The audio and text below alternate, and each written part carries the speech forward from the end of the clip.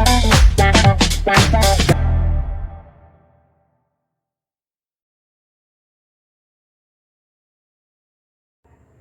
students, light, reflection and refraction, part 13, introduction refraction. पहले हमने reflection पढ़ा. रिफ्लेक्शन आई होप आपको क्लियर होगा कि किसी भी ओपेक ऑब्जेक्ट से या किसी मिरर से, मिरर का एक साइड पॉलिश्ड होता है तो पेनिट्रेट नहीं हो पाती है लाइट, तो बेंड हो जाना और बेंड बैक हो जाना, मतलब टकरा के वापस लौट जाना, दैट इज कॉल्ड रिफ्लेक्शन. अब हम पढ़ेंगे रिफ्रैक्शन क्या होता है. तो रिफ्रैक्शन मतलब एक लाइट की रे का एक मीडियम से दूसरी मीडियम में जाना, दैट इज कॉल्ड रिफ्रैक्शन. इसको सिंपल लैंग्वेज में समझाती हूँ. सपोज लाइट रे जाती है, मैंने लाइट की प्रॉपर्टी बताया कि लाइट हमेशा स्ट्रेट लाइन में चलती है, ठीक है, स्ट्रेट लाइन में चलती है. बट अगर क्या होता है, इसके मीडियम में चेंज आता है. एक कंडीशन तो क्या है, ओपेक ऑब्जेक्ट से टकराती है, बेंड बैक हो जाती है, बाउंस बैक हो जाती है, टकरा के वापस लौट जाती है, ठीक है.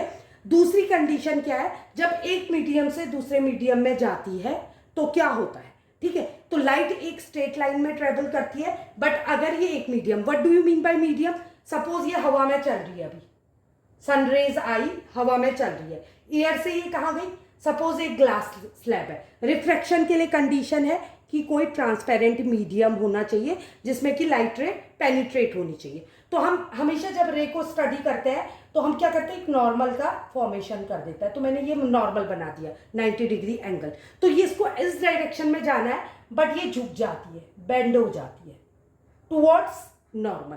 तो ये क्यों होता है, कैसे होता है, इसको जानेंगे. बट इसको जानने से पहले हम रेयरर एंड डेंसर का मतलब समझेंगे. तो डेंसिटी किसको कहते हैं आप, डेंसर किसको कहते हो, जब कोई चीज बहुत घना होता है तो उसको आप कहते हो डेंसर है. Forest is very denser, road is denser.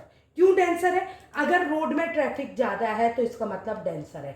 Road में ये ट्रैफिक है सपोज बहुत सारा, ठीक है, ट्रैफिक है, आप आ रहे हो, अगर आप स्ट्रेट भी चलते हो तो ट्रैफिक आपको डाइवर्ट करेगा, आप बच के जाओगे ना, तो आपकी क्या होगी, स्पीड डाइवर्ट हो जाएगी, ठीक है. सिमिलरली कोई फॉरेस्ट है वो बहुत ज्यादा डेंस है, उसमें बहुत ज्यादा क्या है, पेड़ लगे हुए हैं, तो वहां से अगर कोई जानवर जाता है या हम मूव करते हैं किसी फॉरेस्ट से, तो जितने ये पेड़ हैं सपोज, तो ये पेड़ से मैं बच के जाऊंगी ना, पेड़ को उखाड़ के अपने साथ तो नहीं ले जाऊंगी कि मुझे स्ट्रेट लाइन में चलना है तो मैं इसको हटाते हुए जाऊंगी, ऐसा नहीं होगा. मैं क्या करूंगी, अपनी डायरेक्शन को बार बार चेंज करूंगी, और जब डायरेक्शन चेंज होगा तो मेरी स्पीड पे भी अंतर आएगा, मेरी स्पीड भी क्या होगी, चेंज होगी.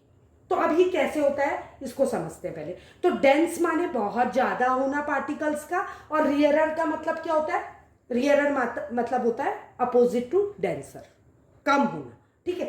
अगर मैं एक रोड में चल रही हूं, उसमें ट्रैफिक नहीं है, तो उसको कहेंगे वैक्यूम कंडीशन.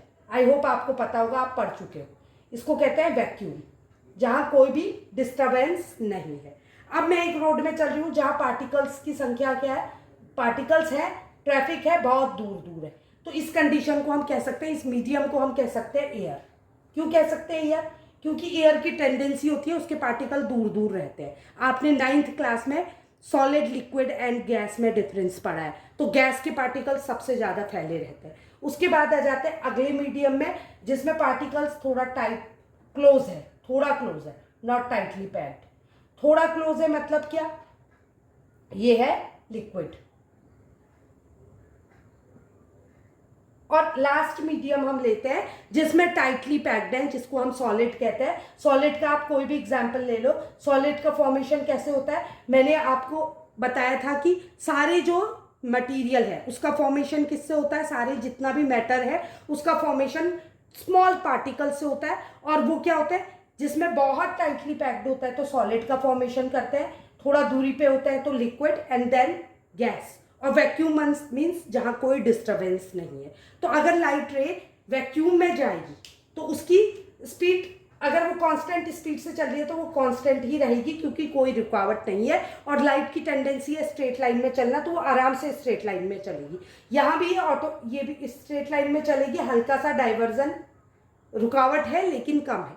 लेकिन स्पीड में चेंज कब आएगा, जब इससे ज्यादा डेंस मीडियम में. तो वैक्यूम क्या है यहाँ पर को, रेयरर मीडियम है.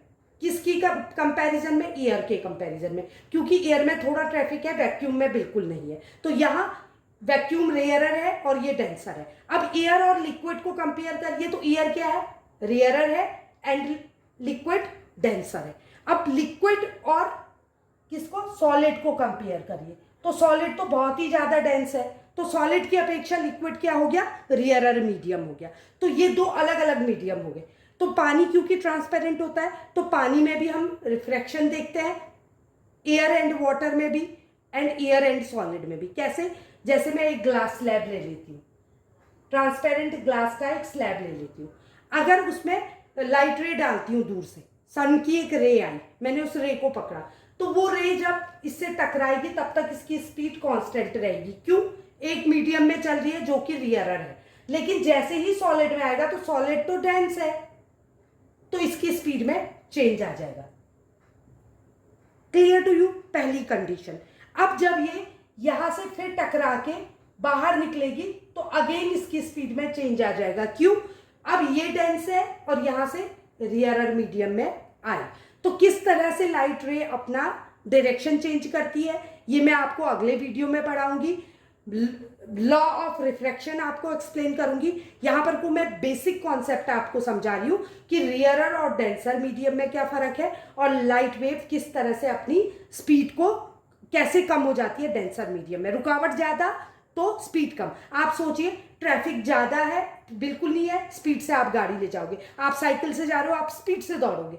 यहां थोड़ा सा है तो थोड़ी स्पीड स्लो हो जाएगी, यहां ज्यादा है तो और स्लो हो जाएगी। सॉलिड में यानी कि ट्रैफिक बहुत ज्यादा है तो स्पीड बहुत ज्यादा स्लो डाउन हो जाएगी। ये यहां तक आपको कॉन्सेप्ट समझ आया। एक चीज मैं और बताना चाहती हूं आपको, हम इसको एज अ रे पढ़ते हैं, बट हमको पता है, हम छोटी क्लास में भी पढ़े हैं कि एक्चुअल में जो एक रे ऑफ लाइट होती है वो रे नहीं होती है। अगर आप उसको स्टडी करोगे तो वो 7 कलर्स से मिलकर बनी हुई है। क्या कहते हैं उसको, विबग्योर। और विबग्योर में कितने कलर्स होते हैं, 7, यानी कि एक रे ना होके 7 रेस से मिलके एक बीम बनती है, और बीम में एक फर्स्ट रे होती है और एक लास्ट 7th रे। तो कल के टॉपिक में हम इसी चीज को स्टडी करेंगे कि एक मीडियम से जब लाइट रे दूसरे मीडियम में जाती है तो स्पीड स्लो क्यों होती है वो आप समझ गए, बट बेंड क्यों हो जाती है, स्ट्रेट लाइन में ना जाके क्यों उसकी डायरेक्शन डेविएट हो जाती है और क्यों किस डायरेक्शन में वो झुकेगी, इसको हम नेक्स्ट वीडियो में डिस्कस करेंगे। आई होप आपको ये वीडियो पसंद आया होगा, और पसंद आया तो लाइक, सब्सक्राइब और शेयर करें। Thank you.